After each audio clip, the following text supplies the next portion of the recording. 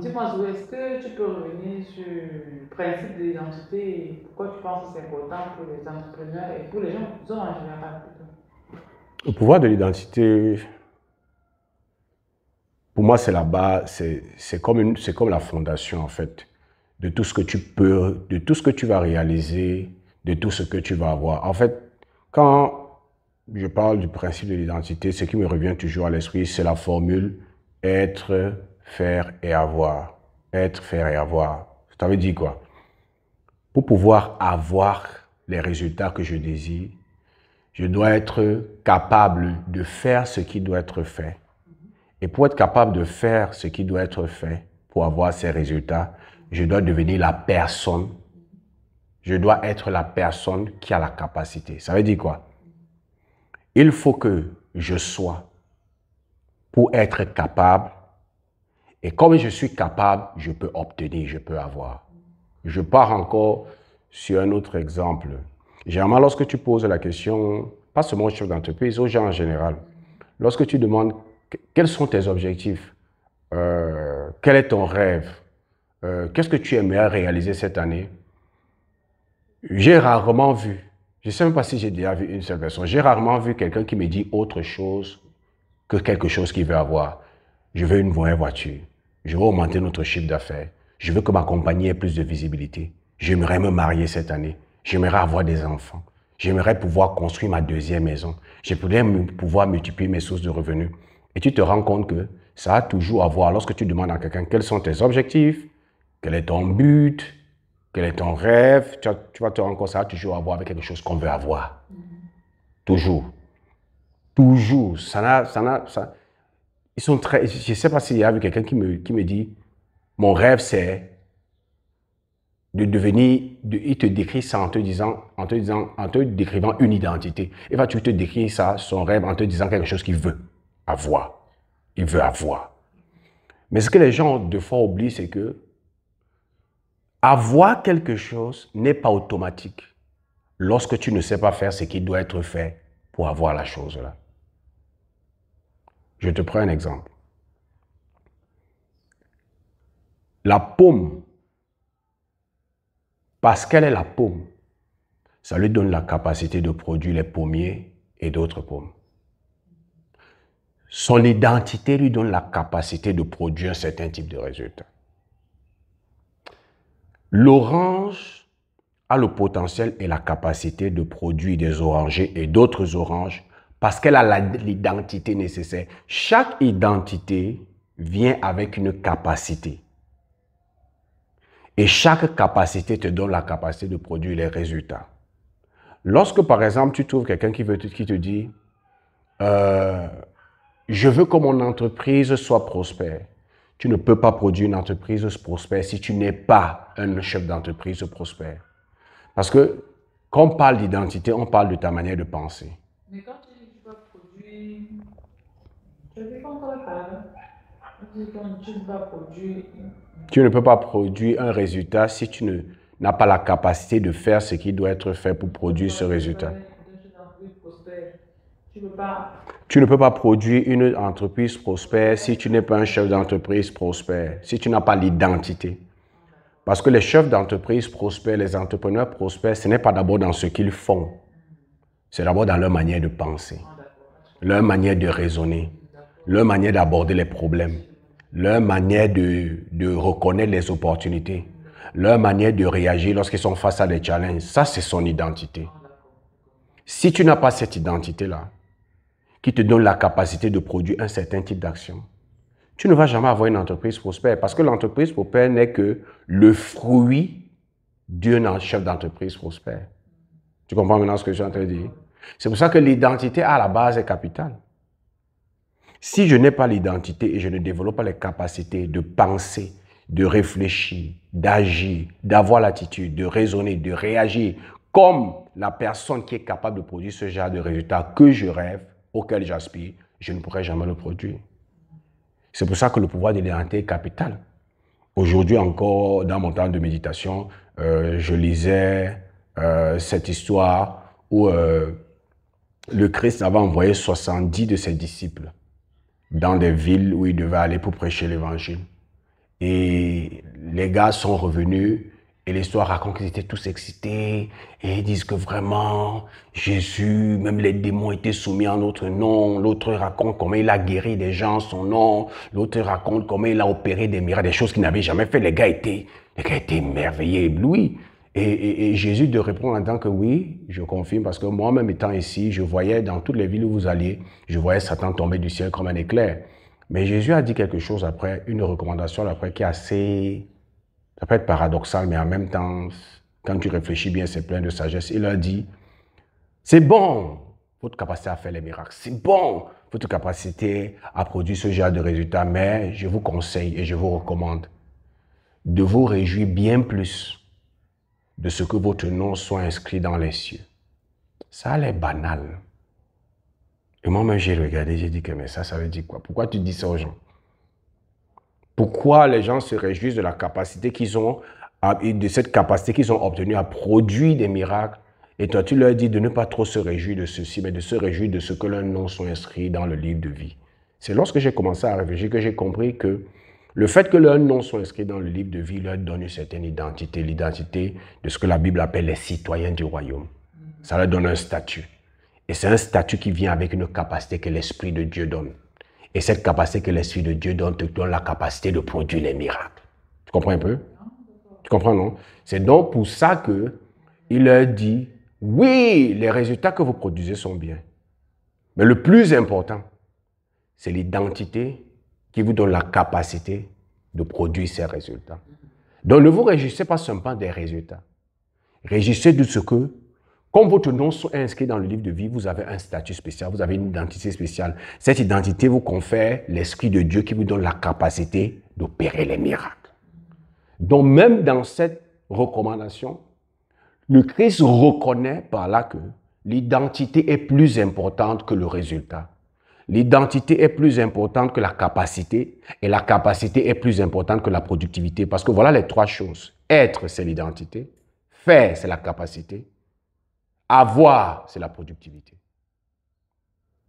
Tout le monde aimerait avoir. Je veux avoir plus de clients. Je veux augmenter ma visibilité. Je veux que mon entreprise soit prospère. La question à se poser donc, c'est de savoir qui est-ce que je dois devenir en termes d'identité? Qui va me donner la capacité de produire les actions qui vont me conduire vers ces résultats. C'est très important. Et la bonne chose, c'est que en tant qu'être humain, nous avons la capacité de définir notre identité.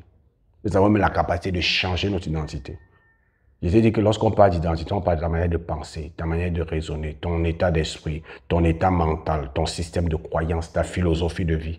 Si aujourd'hui tu as la grâce de marcher avec des milliardaires et tu marches avec les milliardaires pendant un certain nombre de temps, tu vas d'abord, te rendre compte qu'ils ne pensent pas comme les autres. 2, tu vas te rendre compte qu'ils n'abordent pas les problèmes comme les autres. 3, tu vas te rendre compte que leur système de croyance est différent.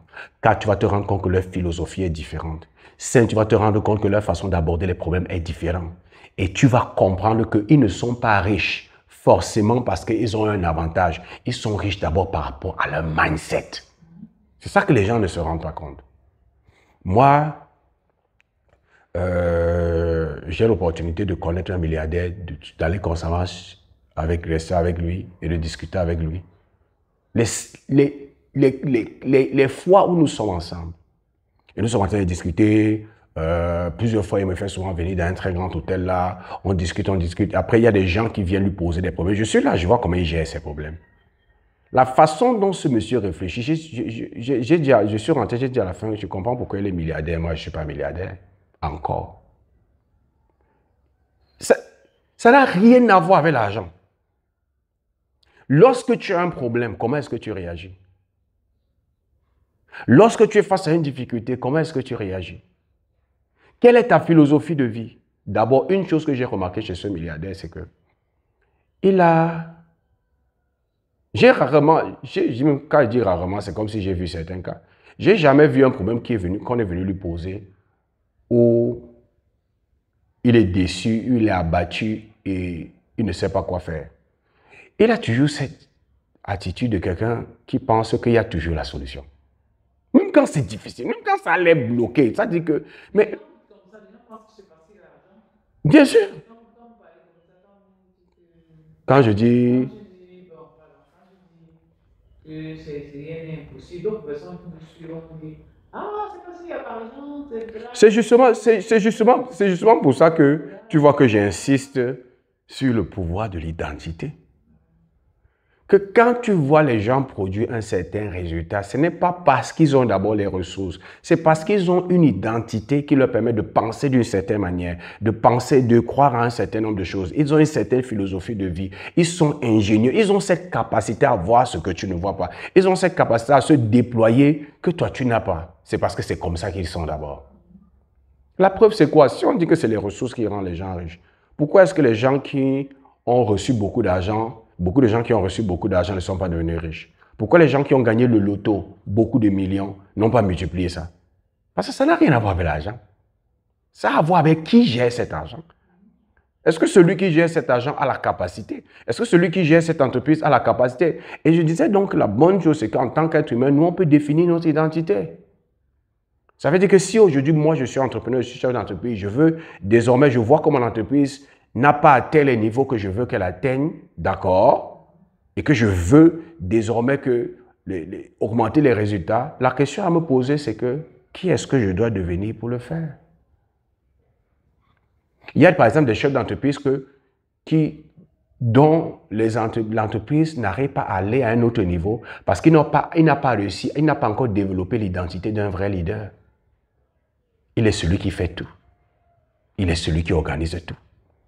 Il contrôle tout, il ne délègue rien, il n'arrive pas à créer une telle émulation dans son entreprise telle que ses employés prennent plaisir à venir travailler. Il n'a pas développé l'identité d'un vrai leader qui permet aux autres de s'exprimer et qui permet aux autres que lorsqu'ils viennent à l'entreprise, ils sont joyeux parce qu'ils sont épanouis et tout et tout. Donc, dans ce cas particulier, son entreprise n'atteint pas d'autres niveaux parce qu'il n'a pas développé l'identité nécessaire. Ton entreprise ne va jamais aller au-delà de ton niveau, toi, en tant que chef d'entreprise.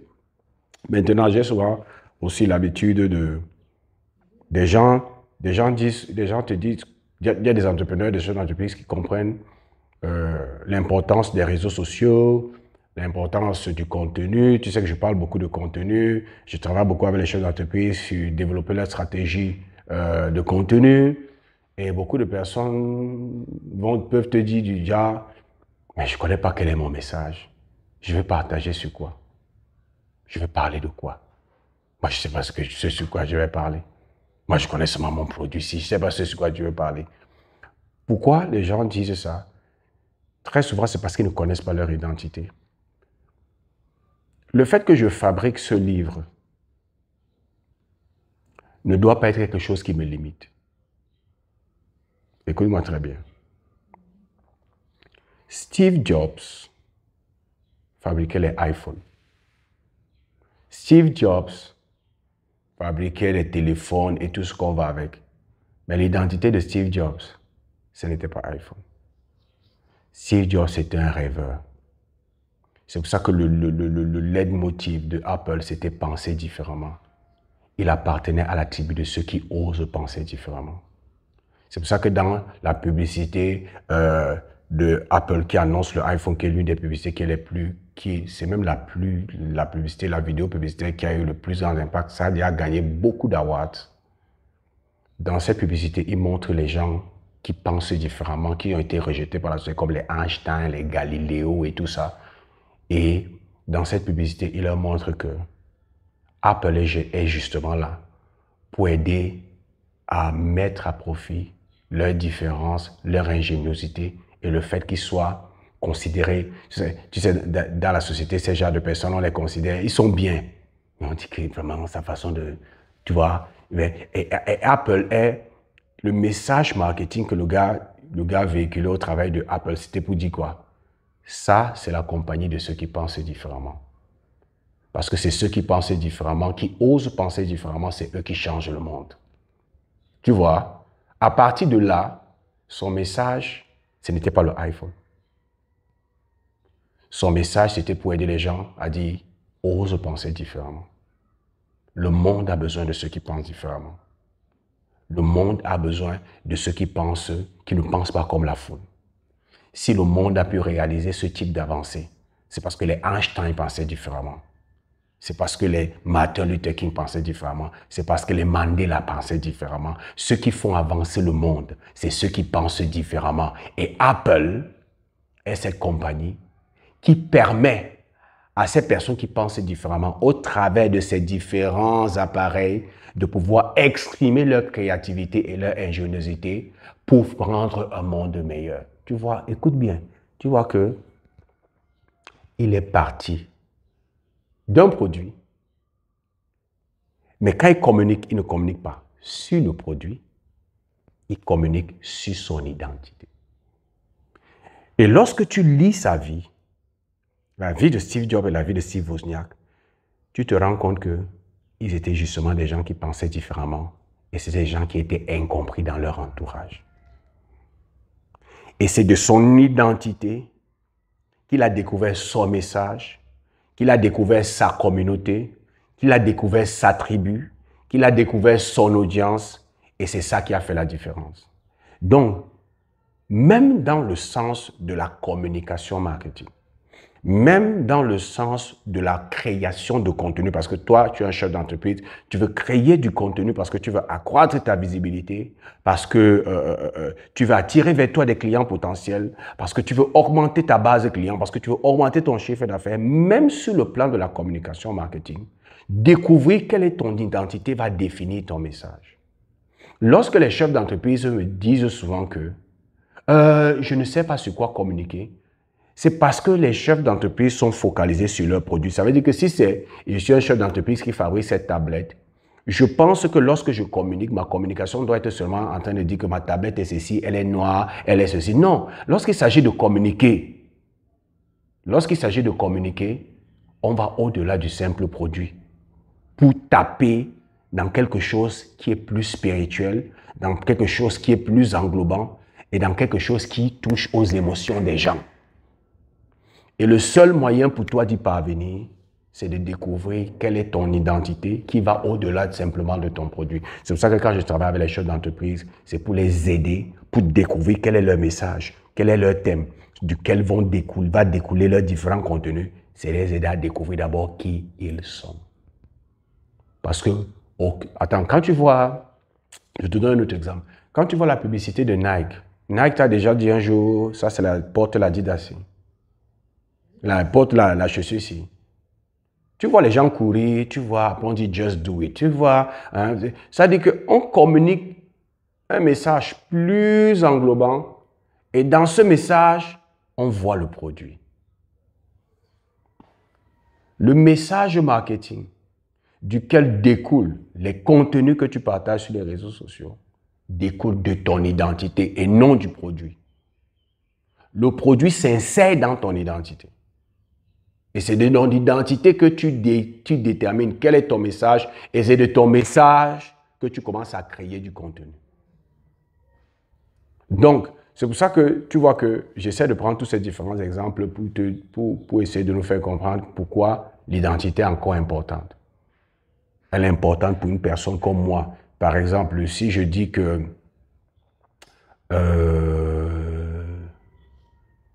cette année, je vais écrire un livre. Je veux écrire un livre. Ça, c'est quelque chose que je vais avoir. La question que je dois me poser, c'est quoi? Quelle est la personne que je dois devenir pour pouvoir avoir la capacité de produire ce livre? Si je veux produire un livre en cette fin d'année, je dois quand même me comporter comme un auteur. Comment un auteur se comporte? Quelle est l'identité d'un auteur? Un auteur, c'est quelqu'un qui écrit tous les jours. Un auteur, c'est quelqu'un qui lit tous les jours. Un auteur, c'est quelqu'un qui fait les recherches sur son domaine tous les jours.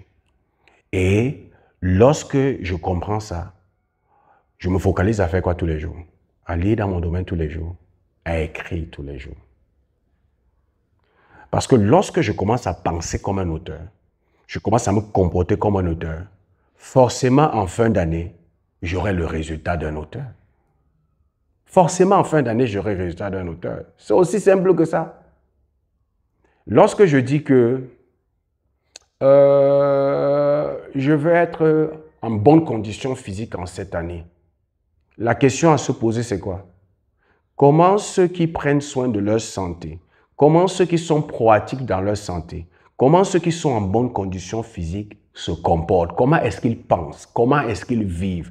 Et j'adopte ce style de vie, alors forcément, je serai en bonne condition physique.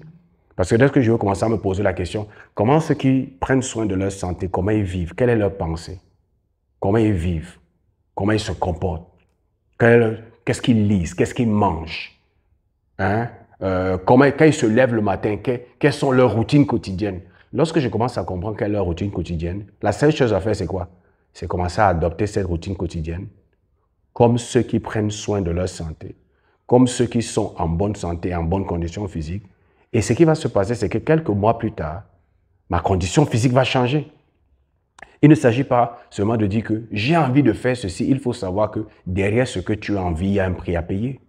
Et le prix à payer, c'est quoi? C'est de te comporter comme les personnes qui produisent ce type de résultats. Donc, c'est pour ça que quand Jésus voit ses disciples, il leur dit, réjouissez-vous bien plus de votre identité que de la capacité que votre identité vous donne à avoir une certaine productivité.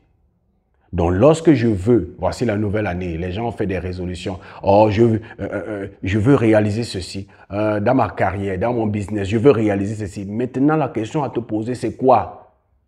Comment est-ce que ceux qui réalisent ce type de résultats vivent? Comment est-ce qu'ils pensent? Comment est-ce qu'ils se comportent? Quelles sont leurs routines quotidiennes? Qu'est-ce qu'ils font chaque jour? Et lorsque je comprends comment ces personnes pensent, ce qu'elles font chaque jour, je me discipline à faire cela chaque jour. Alors, je suis sûr qu'en fin d'année, je veux produire les mêmes résultats. Je vais pouvoir réaliser mes résolutions.